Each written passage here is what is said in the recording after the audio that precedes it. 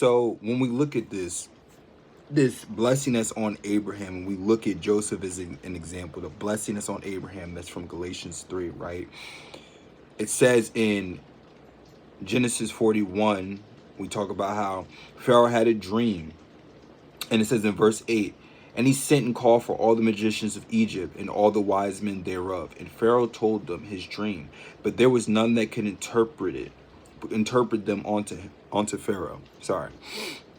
And so we have this thing of magicians, wise men, all of them in this kingdom. Now, think of now today, tarot cards, crystals, right? Witches, witchcraft.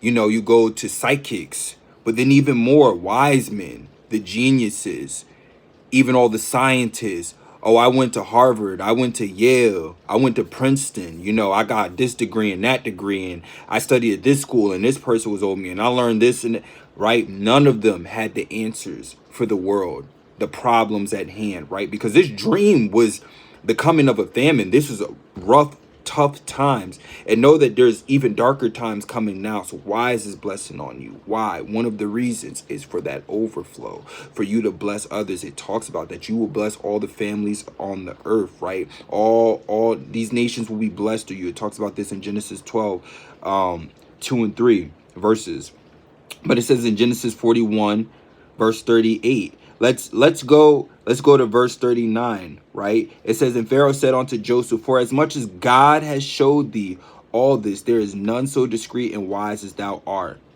Thou shalt be over my house, and according unto thy word shall all my people be ruled. Only in the throne will I be greater than thou. So, and we see this. It happens in Daniel 3, right? Look at Daniel 1. Daniel chapter 1. So sorry. Right?